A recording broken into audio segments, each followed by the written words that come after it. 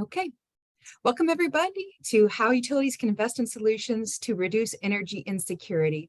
Joy, if you could pull up our slides, please.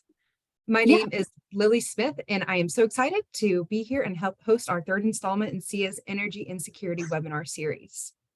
A couple of housekeeping notes as folks are still piling on. Please note that this webinar is being recorded. If you have any questions, please submit it to the Q&A box at the bottom of your screen, and our panelists will respond after the presentation. Following this webinar, we'll send out the recording, slide deck, and resources mentioned in the presentation to all registrants. There will also be a short survey immediately following the presentation, and we would appreciate your feedback. Joy, do you have the slide pulled up? Would you mind giving me the permission to share my screen? Yes. Perfect. Thank you. Okay, sorry about that. Before we hop into today's webinar, we wanted to provide a bit of context to the work that SEIA does in the Southeast. SEIA promotes efficient energy as a catalyst for economic growth, workforce development, and energy security across 11 Southeastern states. Can you go to the next slide, please? We provide research, facilitation, consultation, and education, stakeholder facilitation, program management, and financial services to a range of stakeholders working in the energy sector. At this point, I'll go ahead and turn things over to Research Associate Joy Ward. Great. Hey, everyone. Good afternoon, and welcome to How Utilities Can Invest in Solutions to Address Energy Insecurity. Thank you for joining us today. My name is Joy Ward, and I serve as SEIA's Research Associate. I'm joined today by my colleague, Lily Smith, and as well as special guest, Shelley Robbins, Project Director of the Clean Energy Group, and Lynda Powers, Senior Strategy and Collaboration Manager at Duke Energy. SEIA inherited the Southeast Energy Insecurity Stakeholder Initiative, a report containing a series of stakeholder recommendations addressing energy insecurity in the region from the Nichols Institute at Duke University in 2022. In response, SEIA has begun work on the Southeast Energy Insecurity Project to implement the recommendations outlined by Duke. Two initiatives include the formation of the Southeast Energy Insecurity Project Leadership Forum and the development of this webinar series. Members of the Leadership Forum include original contributors to the development of the stakeholder recommendations. As part of their work, 2 grants were selected and awarded funding for their project work, which aligns with stakeholder initiatives. In addition, the webinar series was created to complement these recommendations as a whole. There are 24 recommendations, which fall into 6 working groups, including systemic change, housing, awareness and community engagement, data access and improvement, programs and access to financing, and utility solutions. Today, we are talking about the utility solutions set of recommendations, which include recommendations such as implementing inclusive energy efficiency utility programs such as Pay As You Save, sometimes known as tariff on billing, or as the Department of Energy refers to it as inclusive utility investment, implementing strong procedural protections, exploring and implementing performance-based regulation mechanisms that benefit low-income customers, expanding it and implementing non-energy benefits and energy efficiency cost effectiveness tests, and reducing future capacity needs through energy efficiency and peak demand reduction. On that note, I have the pleasure of introducing our guest speakers, Shelley Robbins and Lynda Powers. So here are some bios. Shelley Hudson Robbins is a project director at Clean Energy Group. Her work focuses on the Phase Out Peakers project and the Resilient Power project. Shelley joined Clean Energy Group after working for Upstate Forever in South Carolina for more than 13 years. At UF, she created the organization's energy program, fought natural gas pipeline expansion, supported clean energy in both the State House and the Public Service Commission, and worked on energy burden and just transition issues. Shelley has also worked with the Oklahoma Department of Commerce, the Florida Governor's Office defending the state from offshore drilling, and the Florida Public Service Commission. She has an economics degree from Duke University and an MBA from Southwestern Oklahoma State University. She lives in Durham, North Carolina. Lynda S. Powers is the Senior Strategy and Collaboration Manager for Duke Energy in South Carolina, where she has served as a regulatory liaison since 2016. Additionally, she facilitates the Carolinas Collaborative, which is an advisory group comprised of a wide range of stakeholders dedicated to ensuring that Duke Energy's energy efficiency and demand-side management programs reap the greatest benefits for the widest range of customers. She was previously employed by the Santee Cooper in the Conservation and Energy Efficiency Department during long-term strategic planning for customer programs, and by the Office of Regulatory Staff as a regulatory assistant. as an regulatory analyst, During her tenure at ORS, Lynda testified a number of times before the Public Service Commission of South Carolina regarding general rate increases, fuel adjustments, and solar legislation implementation. Lynda has a Bachelor of Science from Bob Jones University and 2 master's degrees from University of South Carolina. Lynda earned her first master's after publishing her thesis examining the corporate culture of one of the country's premier manufacturing firms in 2010. She earned her MBA from the University of South Carolina in 2020. Please welcome me in joining our speakers, and now I'll turn it over to Shelley Robbins. Thank you, Joy. As mentioned, I'm with Clean Energy Group, and CEG is a foundation-funded nonprofit. We were founded in 1998, actually. Our work involves providing technical assistance and policy support, as well as information sharing on clean energy topics. And our partner organizations include state and federal agencies, industry, utilities, developers, NGOs, and national labs. Next slide.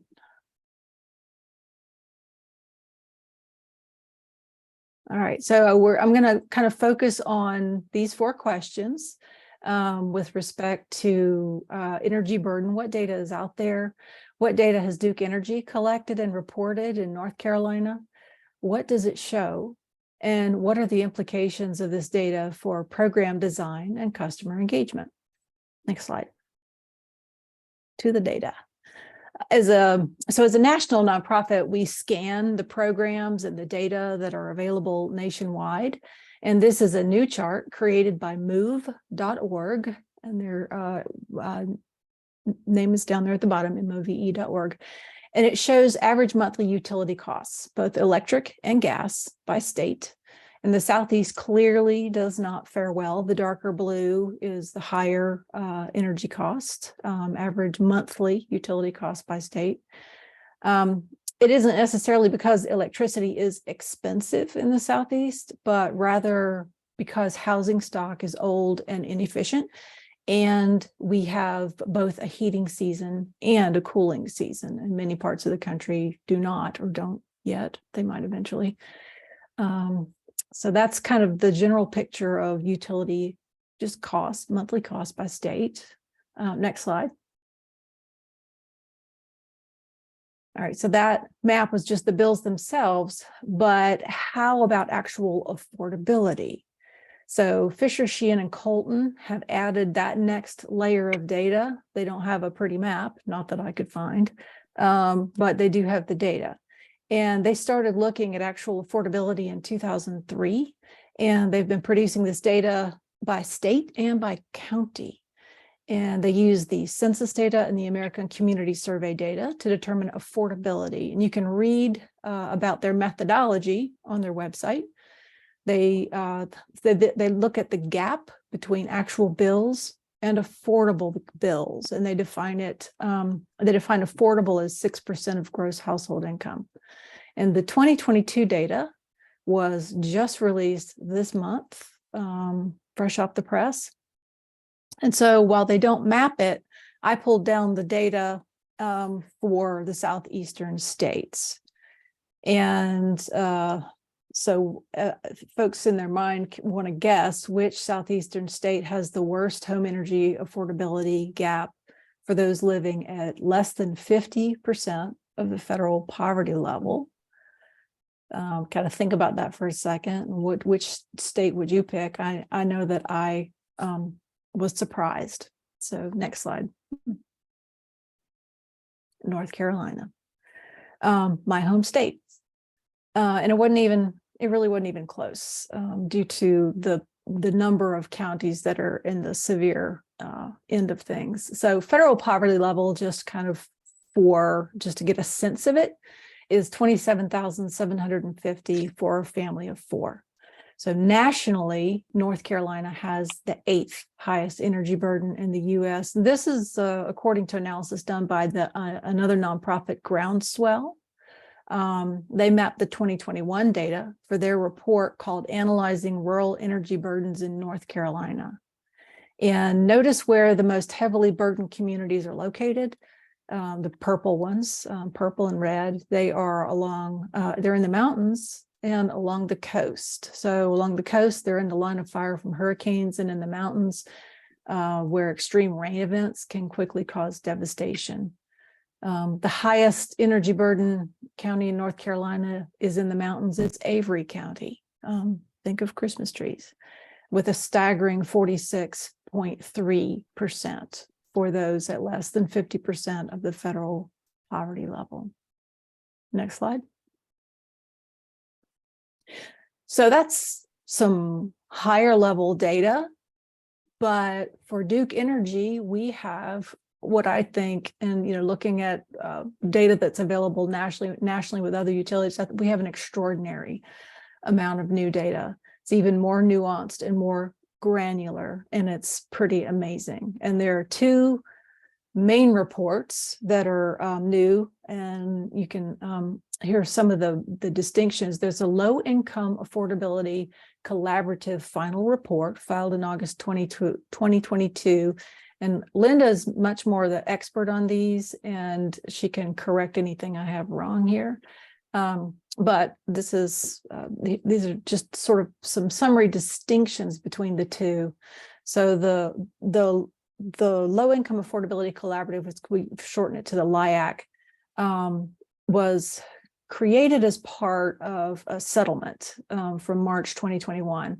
Now that report is part of a process. It's the report at the end of a process facilitated by Guidehouse. It applies to North Carolina only, and it focuses on rates and rate design. And it's a whopping 548 pages, but those appendices are just chock full of good stuff. And they define low income as less than 200% of the federal poverty level. Then there's the low and moderate income penetration study, which was just filed in early March of 2023. It is the outcome of December 2022 EEDSM rider. That's EEDSM's Energy Efficiency / Demand Side Management rider approval. And this was a report that was contracted and then prepared by Opinion Dynamics. And it covers North and South Carolina, focuses on energy efficiency and demand side management programs. It's a more digestible 108 pages, but still amazing information. And it it considers low income as less than 50% AMI, and moderate income 50 to 80% AMI. And then coming soon, I'll just mention it, is a non-energy impacts study that Duke has contracted to be prepared, and we're eagerly awaiting that. And that applies to the energy efficiency and demand side management programs as well. Next slide. All right, so here between those two reports, here are just a few of the statistics that really jumped out at me, but at over 600, almost 700 pages total for both of them, there's so much more. And I encourage folks to get a hold of them and go through them and see for yourself. But and they're available in the dockets, and we can talk more about that later. But okay, this to me was amazing. From the LIAC, Duke Energy has 900,000 customers below 200% of the federal poverty level. That is a third, 29% of Duke's 3 million customers in North Carolina. Then from the LMI participation study, 43%, almost half of Duke Energy's customers in the Carolinas are low to moderate income. So, and we know there's two different definitions, but the numbers are still pretty shocking, I think. And they're not that far off of each other, so they kind of reinforce each other.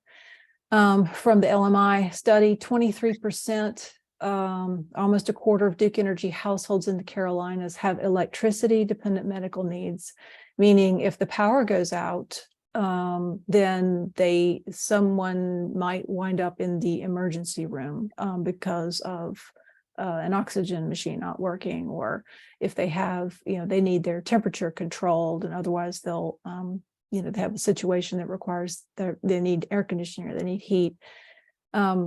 That then cascades into a host of other problems for that family. Say if someone's in the emergency room, maybe a child isn't taken to school that day. I mean, medical bills, things cascade tremendously for those who are electricity dependent with medical needs. So that's just something to sort of consider as sort of a unique area to focus on at some point.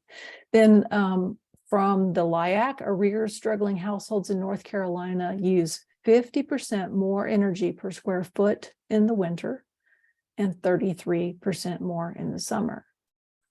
And then 69% of Duke Energy's low and moderate income customers in the Carolinas are renters. So these all tell us interesting things about what some potential program design might look like. Next slide. All right, so things to consider for program design now that we have this abundance of data. For the EEDSM, look for solutions for low and moderate income renters. This is a really tough area because renters don't have control, don't have a lot of control, and landlords don't have a whole lot of incentive to increase energy efficiency or provide some of these solutions for renters. So it's a tricky area, but there's a lot of work going on in this area. There are a lot of programs being tested, so it's not. It's definitely an area to focus. Focus energy efficiency programs on winter months. So that one of those statistics indicated that. Upfront costs are a barrier, so find ways to mitigate this, such as with tariffed on-bill finance. And I believe Lynda is going to talk a little bit more about that. It's also shortened to TOBF sometimes.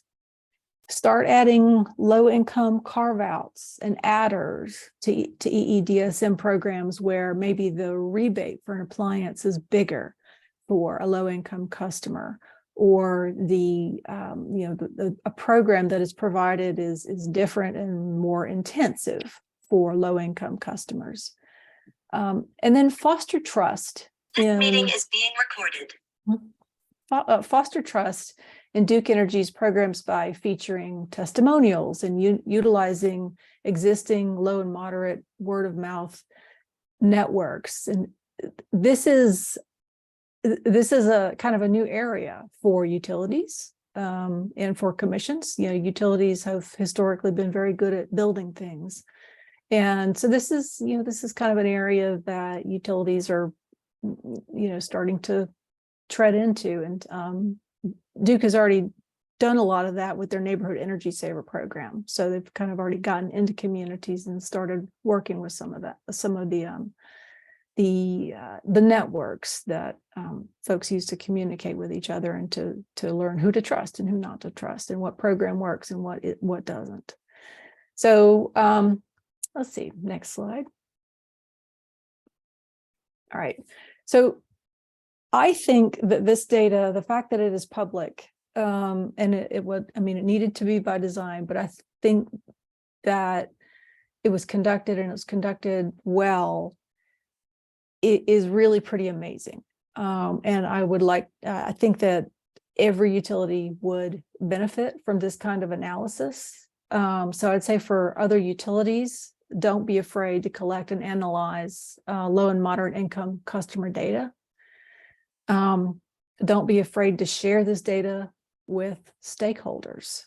Don't be afraid to share it with regulators and policymakers, and ask stakeholders to help pardon my typo there, help educate them if needed. Ironic little typo there. And then start paying attention to the non-energy impacts. Those matter. They add up. It's amazing to think that a utility program, something that perhaps keeps the lights on during a massive outage for a family with medical needs, has these incredible cascading benefits later on.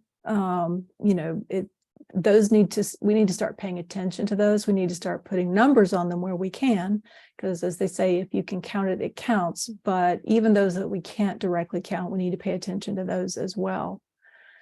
It's tricky stuff. It's new territory, but it is paying off.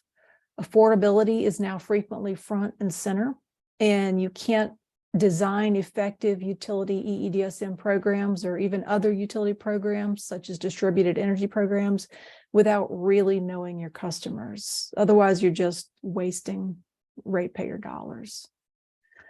And I think that's all I have. I think there's my contact information. You can find us online, cleanegroup.org. And I'm just Shelley at cleanegroup.org. And Lynda? Hello.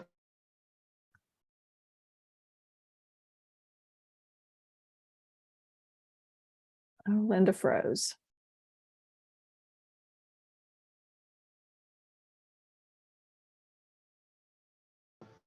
Frozen up right now? Yeah. What if you turn off your camera?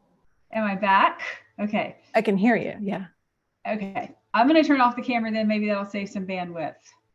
Shelley, I'm going to keep an eye on you for if I freeze up and can't come back.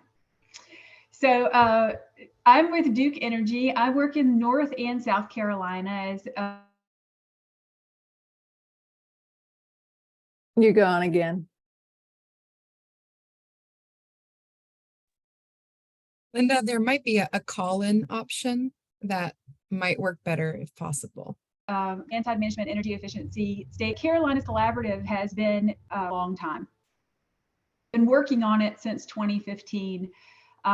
It's pretty complicated, and so it's taken us a while. We had a billing system we needed to upgrade, but then in our 20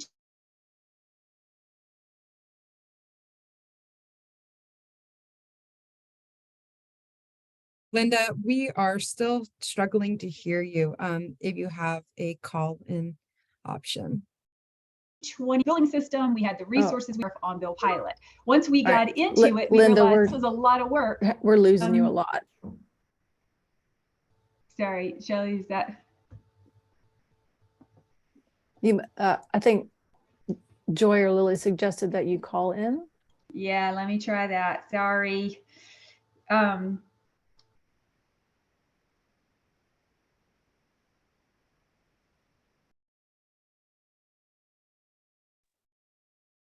Apologies, folks. I know we can all relate to this in some capacity. We just give her a moment of grace. I know 30 seconds to get this. All good, Lynda. What you have to say is important. So I'm, giving a little bit of grace to that. There now.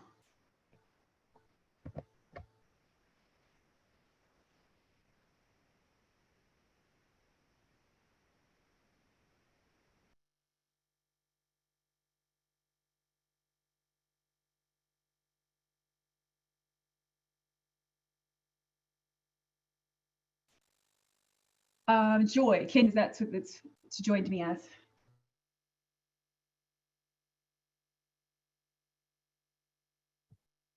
Are you reconnected, Lynda? I am. Can you hear me? Yes, we can. Perfect.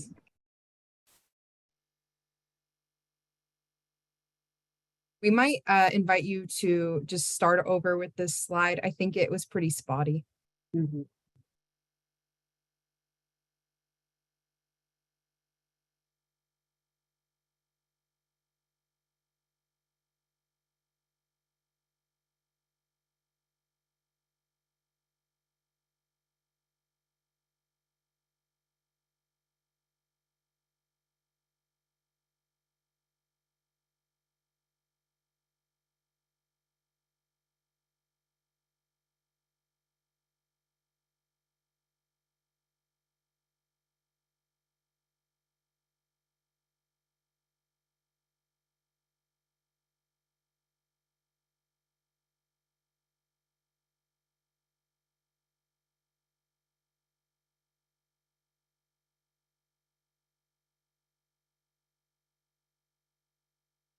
Linda, can we ask you to unmute? It looks like we're having a little trouble with that.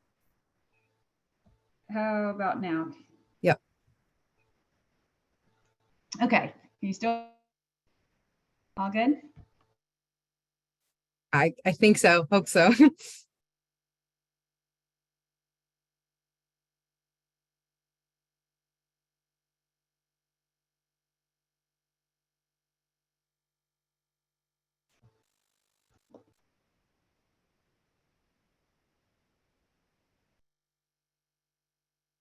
Linda, can you use your phone like you did earlier?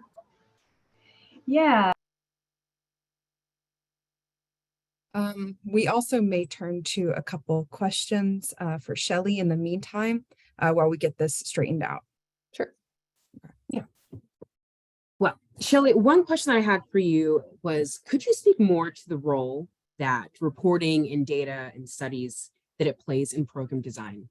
Like, why is that such a significant thing that it's important to share with utilities and stakeholders and just needs to be shared all around? Well, first off, I'll acknowledge that most utilities are not going to want, like, okay, these were staggering numbers, I thought. These were eye-opening numbers.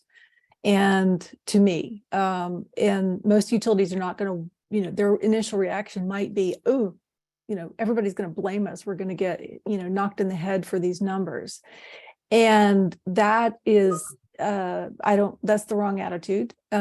We need these numbers. Advocates need these numbers. Program designers need these numbers in order to do a much better job. One potential use, for example, that I didn't mention, it's probably, I don't know, it might be more in the future, but would it be possible, an example of how this might be used, in addition to knowing that you're not reaching low-income customers, how they like to be communicated with, there was so much in both of those reports of this type of data. But what if, for example, and I'm not saying this is possible, but what if you could overlay, say, congested nodes with the low-income data and design programs with extra incentives for something like distributed energy or demand-side management that assists the grid in that particular area, that assists the grid there, and then also assists low-income communities, and helps in that respect. We're seeing that in certain parts of the country, and that is the kind of thing that is possible with this granular level of data. There's a lot more, but that's just sort of one example of how a program design that serves a particular community, low-income community, can also better serve the grid if that data is overlaid. That's just one example. Okay, thank you for sharing. Another question that I had was, could you explain the process for what the data analysis done by the LIAC? Was it a pretty intensive data analysis process? It was. I was not on the LIAC. So all of that is like in the appendices, but I know that both the LIAC and the LMI study, it involved a lot of data sharing between Duke giving consultants, giving the stakeholders access to certain amount of data, keeping, no privacy was invaded, but some pretty in-depth data about arrearages and just all kinds of things. There's also a level of purchasing data from a company called Axiom that provides additional sort of demographic type data, and combining all that data together, and then having those stakeholders, and I'm gathering this from reading the report, come together with all of their ideas. And all of those ideas are put on the table in that report of how to, relating to rate design. That one is rate design. And then, Duke had a response, and, each parties had responses. So it was a very open, and seemed like a very open and communicative process. And again, it was facilitated by Guidehouse, so by an external party. Oh, okay. And What would a utility need to do to go ahead and assess this information for their customers? I guess the part of the question depends on whether there needs to be commission involvement. If there's, commission, the commission, the LIAC had to be approved. It was part of a commission settlement. The LMI participation study, that was part of a docket. But, those were two very different processes. So it just sort of, one is this massive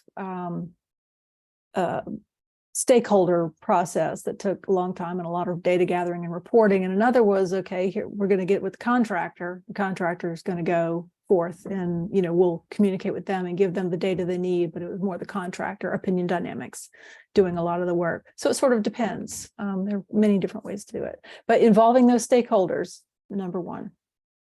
Okay. And last question, while we give Lynda some time, I also just wanted to get a sense of these energy metrics. What are your thoughts on how these energy metrics intersect with Justice 40 criteria? Tell me which metrics you're talking about. I think everything's connected, but sure. Well, is there anything in particular that really speaks to you that you think really aligns with the Justice 40, with some Justice 40 criteria? Yeah. Okay. Looks like Lynda's almost there. I see everything is completely interconnected at all levels. And, what we've seen historically is that energy burden, all types of energy burden, whether it's power plants, pollution, it hits low-income communities and communities of color first and the worst. And so anything that we can do with any and all utility programs to begin to get rid of fossil fuels, reduce pollution, improve lives by saving families money, improving their space by energy efficiency, weatherization. I mean, it all, to me, it's all connected. Keeping rates stable, by not being so tied to fluctuating fossil fuels, but by leaning more and more into renewables and battery storage. To me, it all goes toward the Justice 40 initiatives. Okay, we have Lynda back. Yeah, looks like we got Lynda back. All right, gonna share the screen. Lynda, let us know when you're ready. Okay, I think I'm ready. I've got my computer up and my phone. Hopefully between the two of them, they'll work. You sound great. Having lots of first world internet problems this morning. So I was given some background. I'm going to skip to that. If you want to know how this came about, I can circle back at the end, but let me just jump into what the program is. So we are endeavoring to be the first investor-owned utility to have a full-scale tariff on-bill program that is not a pilot and that is not limited to low income. So I know that this is about energy insecurity, but nowadays you don't have to be low income to be energy insecure, and the things that benefit low income benefit all the customers. So we decided that because of the complexity of this program, it was best not to do it as a pilot, and it was best not to limit it to low income. There was a lot of benefits. So what this is folks can get a HVAC replacement, a water heater replacement, attic insulation, air sealing, duct sealing or replacement, can get all of that through Duke Energy. We will help with the audit. We'll get some trade allies out there and then finance it so that folks can pay it back over the course of up to 10 years through their utility bill. The goal here is to make sure that the repayment amount is less than the energy savings so that customers can afford the upgrades. It will be available without a credit check. The customer just needs to be in good standing with Duke Energy, so they just need to have a good bill payment history. It doesn't mean that they can never have any late payments. It means that at the time they enter the agreement, they have to be in good standing.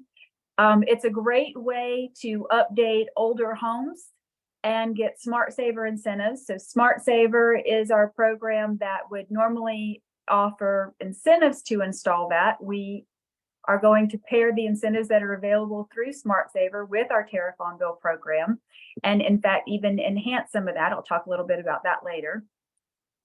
It's tied to the home, not to the customer. So as long as someone is paying on the account associated with that premise, then it gets paid. If you move out, there are no obligations. So it makes it good for homeowners. They can sell their house and it just transfers right along with every other part of the premise, just like, you know, taxes and franchise fees and all the other things that are associated with that location. It's also good for renters because they're not having to make a huge investment that they don't get to benefit from. And then maintenance, so that we can ensure that those energy savings are available the way we expect them to be and for the time period that we expect them to be, so we can get all of the useful life out of these measures. Then we will also be responsible for maintenance and repairs. So next slide.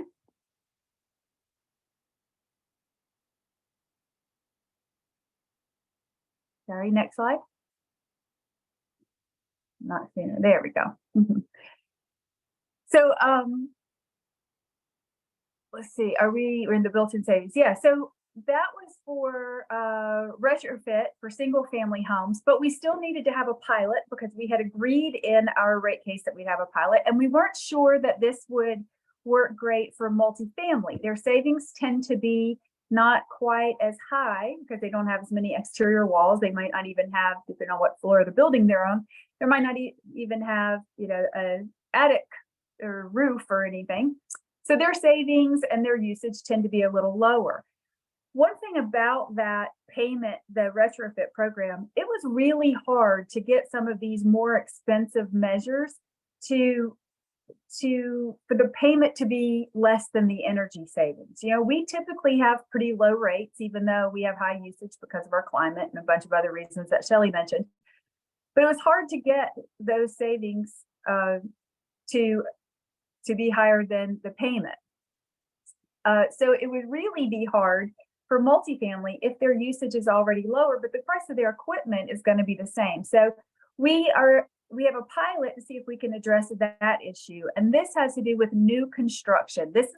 We have a new construction design assistance custom non-residential program already. And so we said, what if in the course of that, when we're already helping these developers and architects to build more efficient apartment buildings and condos, what if we can encourage them to not put in the standard equipment, the standard HVACs and appliances and water heaters? What if we can encourage them to put in the better equipment, the more efficient stuff, not a SEER 15, maybe a SEER 18 or even a SEER 22.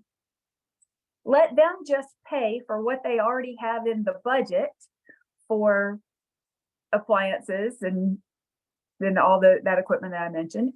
And we'll take the incremental part and just let the renter pay for the incremental part spread out over time. So again, still based on our engineering estimates, the payment will be less than what they would have paid for the electricity. So we think it's a win-win.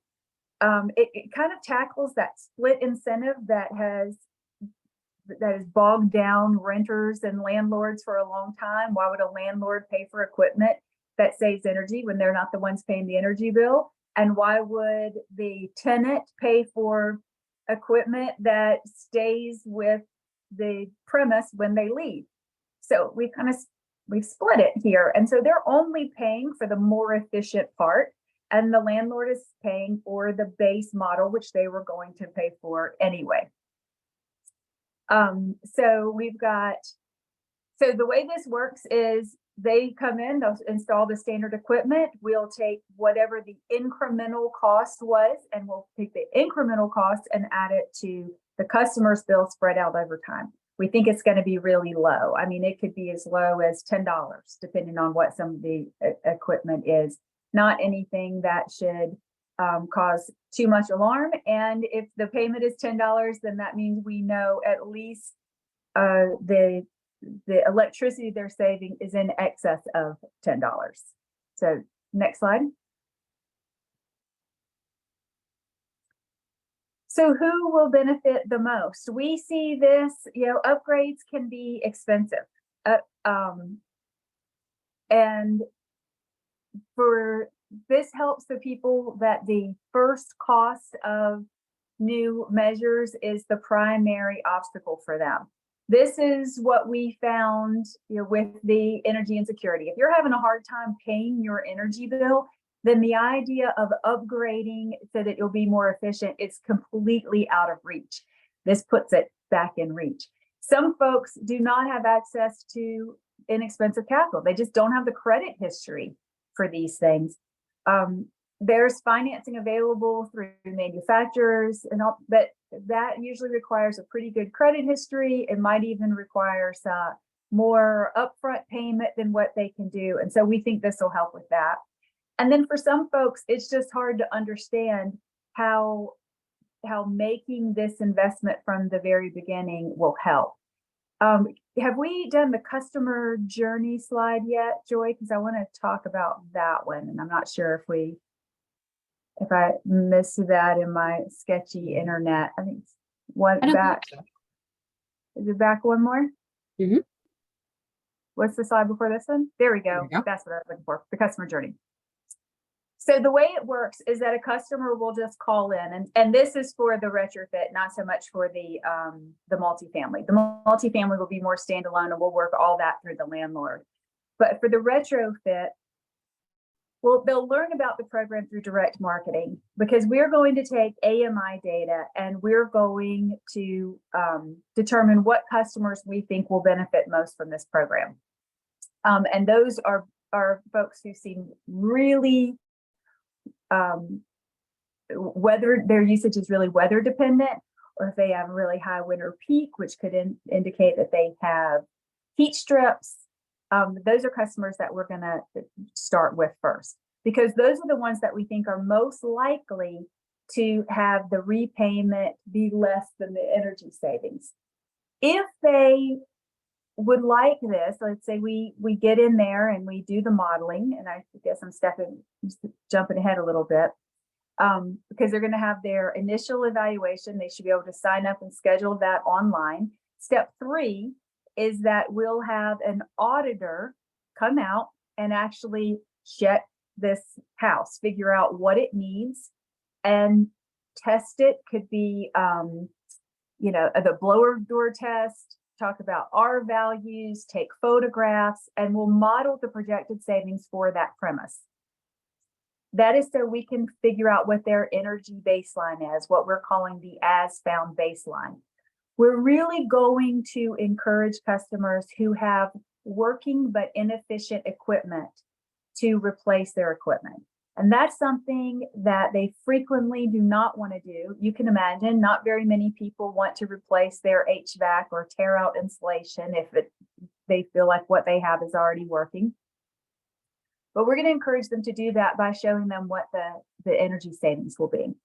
If for some reason the cost of the upgrades is higher than their energy saving, let's say that they're they have a partially efficient house, and to get the cost of the equipment down, they're not going to be able to do it. We have an option for that. We're going to let them make a payment up front. So maybe instead of it being an $11,000 project, they'll pay $1,000 up front and they can finance the other 10.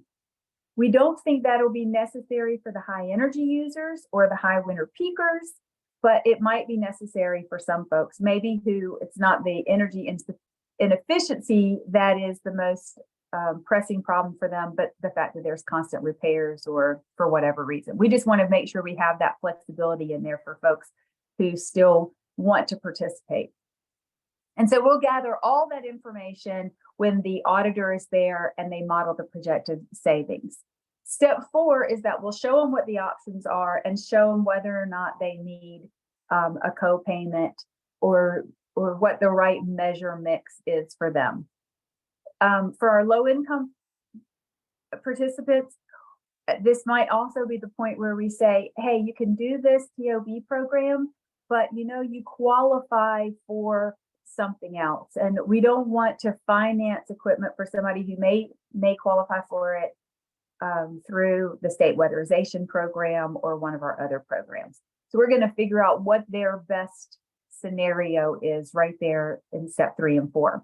Step 5 is Duke managing the installation, removing the old materials and equipment, checking to make sure that the trade ally has installed everything correctly, that all the inspections are done, the permits are done, all the notices have been served. And Duke is going to handle that, just turnkey for the customer. And then step 6, they'll make their payments on their monthly electric bills, and we'll handle their regular maintenance and their repairs. So, all right. So now if we can jump forward to the next steps for expansion and improvement slide, because I think we've talked about these.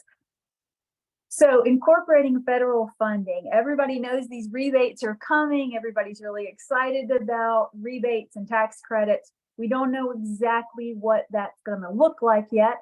There haven't been, as far as I know, there haven't been rules issued or guidance issued from the Department of Energy, and our states haven't determined exactly how this is going to be distributed. But what we think is going to happen, or where we think that these funds might be used, is in that co-payment. If we can't get the repayment down low enough to come in under their energy savings, then maybe the rebates will help. Or tax credits, if they qualify for those, would help to make that financial equation more attractive, or just to pay down the amount of the equipment altogether and make their monthly payment lower. So we think this is going to pair really well with federal funding, because that helps them to overcome the first cost barrier. Both of these programs help to do that, the federal programs and our program, and then spread those costs out over time. So we think that's a really good symbiosis that we'll have there. And then the other next step is to file this pilot in South Carolina. So right now, it's only been filed in North Carolina. And it was filed in North Carolina first because of HB 951, that's House Bill 951, which said, it gave us tons and tons of guidance here. Let me see if it said, establish an on-utility bill repayment program related to energy efficiency investments. That's all the bill said, is that the Utility Commission should make sure that happens. So it really didn't give us very many parameters at all. As opposed to South Carolina, which has had this enabling legislation for a long time, but it has a lot of details, some of which are tricky for us to manage given the way we've designed it in North Carolina. So it's going to take us a little while to figure it out. And I've just got a few of those that are our biggest concern right here. One is that South Carolina requires that the interest rate is a fixed rate not exceeding 4% above the stated yield for one-year treasury bills. Whatever the one-year treasury bills are at the time the agreement is entered. Well, if you follow one-year treasury bills, then you would know they change every day. They change multiple times a day. And so it's going to be really hard to know what the interest rate is if the interest rate changes all the time. So we're going to have to figure out a way to obey this law and still make it usable and possible for our trade allies and our customers to know what they're getting charged. An electricity provider shall assume no liability for installation, operation, or maintenance. Well, that's kind of exactly what we're doing here by making it a turnkey program in North Carolina. So we're going to have to change the way we do that for South Carolina, and that's going to require some revisiting of program design. The choice of contractor must be made by the owner of the residence. Well, one of the things that we're doing is figuring this out ahead of time, training trade allies and ensuring that we get the best deals by bundling things or negotiating rates with these trade allies ahead of time, so that we don't see on the EE side what we've seen in some areas on the solar side, where the cost of the solar equipment got lower and more accessible, and the soft cost of installation got higher. We don't want to see that happen because of tariff on bill. So we're going to negotiate this in advance. But in South Carolina, the law requires the contractor to be chosen by the owner of the resident. And then the last, the major ones, is that we can't run the multifamily new construction pilot in South Carolina, because in South Carolina, tariff on bill is specifically for residences already occupied. And it states, this section may not be used with respect to a new residence or residence under construction. So we're going to have to visit what we can do for multifamily customers in South Carolina, because our new construction pilot won't work for that. And then lastly, the last slide, the overview. So this is a pretty complex filing. I'm going to break down a few pieces of it here. We have the multifamily new construction. We filed that in North Carolina in September of 2022. We're hoping to launch it by the end of the year, depending on when the commission approves it. And we have not gotten approval as of today. Then we've got the tariff on bill program. You can see it says North Carolina Smart Saver Early Replacement Retrofit with Improve and Save. Improve and Save is the name of the tariff on bill retrofit program. Early replacement and retrofit is a special incentive that we've developed specifically to get customers to replace equipment that is already working but not efficient. So folks who have a working air conditioner are very unlikely to rip it out and put in a new one. So we're hoping that we can show them how much they would save over the life of that new unit compared to the life of the old unit. This is where those non-energy utility benefits or non-energy benefits might help to make the sale for us. And then we've really enhanced the incentive because we're basing it not on the federal baseline, but on that as found baseline that we established when we're in the home conducting blower door tests and taking pictures and assessing R values. And so we're going to base our early replacement incentive on the as found equipment in the home. And then we filed that in September 22 along with the tariff on bill program. And again, we've got our fingers crossed for a quick approval so we can launch that right away. The early replacement incentive will be able to launch much more quickly because we're going to use that along with the established Smart Saver program. So that's just basically adding a new incentive. It's not standing up a whole new program. Tariff on bill, of course, is a whole new program. And so we're hoping to have that up and running by the end of this year. And then we've got the Smart Saver, or we got the South Carolina TOB pilot, which we, I don't know why it says April 24 when it's filed. It's going to be filed before the end of this year. And then the early replacement, tariff charge, which I'm hoping will be filed or early replacement rebate, I'm hoping will be filed sometime before the end of this month.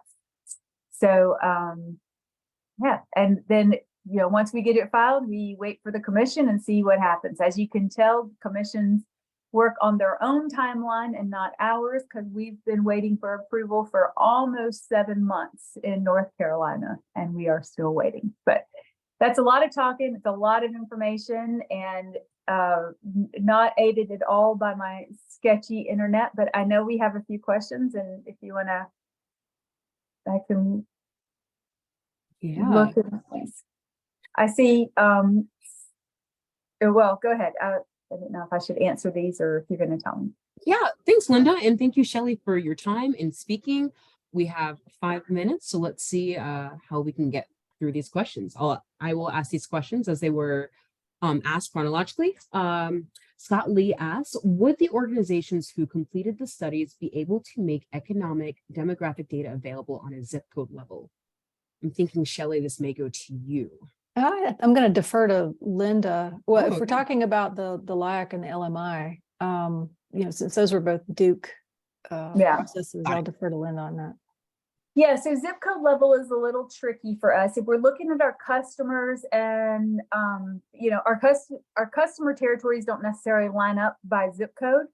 And so sometimes we run into a situation where we could have a few customers in a zip code, and then that would go against our code of conduct for sharing information. So we generally do not share information on a zip code level because we don't want to run into that. In some zip codes, it obviously doesn't make any difference. Some zip codes it does. And so that is more of a code of conduct issue than it is just an information sharing issue. So I'll just say, I don't know. That isn't something that we are looking to do right now. I guess if someone came to us and had a specific need or could show us how it would benefit our customers to work through the information that way, we would probably consider it if we could. Thank you. Follow-up question: were there any policy obstacles that had to be overcome to implement the TOB? In North Carolina, all we needed was to know that it was possible, and HB 951 gave us that. I mean, we were going to try it anyway. We were already working on it, but having HB 951 with that language made it really easy. In South Carolina, that next to the last slide, those are the policy obstacles. Is the way that the legislation was written originally was more about protecting the utility, and we figured out a workaround for a lot of that, and are concerned more about the customer than that original legislation contemplated. But so far, we haven't seen any policy obstacles other than those that are already in the legislation that should keep us from being able to file this. Okay, thank you. An anonymous attendee asks, what happens if a customer cannot or does not pay their utility bill while they're in the repayment period for on-bill financing? So that's a great question, and something that the commission was interested into when they approved the settlement. So we don't think that very many people will let their bill go into arrears very long. I mean, if there's one thing you got to do, you got to pay your electric bill. We also think that we're lowering the cost of the electric bill overall. So in general, being part of the on-bill finance will lower the electric bill, definitely make it more predictable. And so we think this won't be a very big problem, but it's handled like every other electric bill issue. So if you don't pay, you get disconnected. If you don't pay your tariff on bill, you'll get disconnected. That payment will then just, whenever somebody starts paying it, whether it's that occupant or the next occupant, will just pick up right where it was and keeps going. There's no compounding interest, so there's no benefit to paying it off early, and the balance doesn't go up if somebody doesn't make their payments. So you don't have to worry about, well, the previous owner skipped 3 payments, and so now I have those 3 payments plus the compounding interest, and that's not the issue. You only pay the months that you're there. The payment is fixed, and if for some reason the house is completely empty and the electricity is turned off, whenever it gets turned back on, it just picks up right where it left off. We try to keep it as simple as possible. Thank you. And final question from Vic Prep: how is Duke financing the initial investments in the TOB program? With our own money. We're just using our own money. We know that there are green banks out there that will help. At some point in the future, we may need that. We don't think so, though. We think we can use our own money, and that's why in North Carolina the quote unquote interest rate is based on our cost of capital. It's basically like they're paying the same interest rate that we would get, but with any other investment. Thank you. And I believe Therese Griffin had their hand raised from before. Is that correct? Going to ask to unmute so you could ask your question.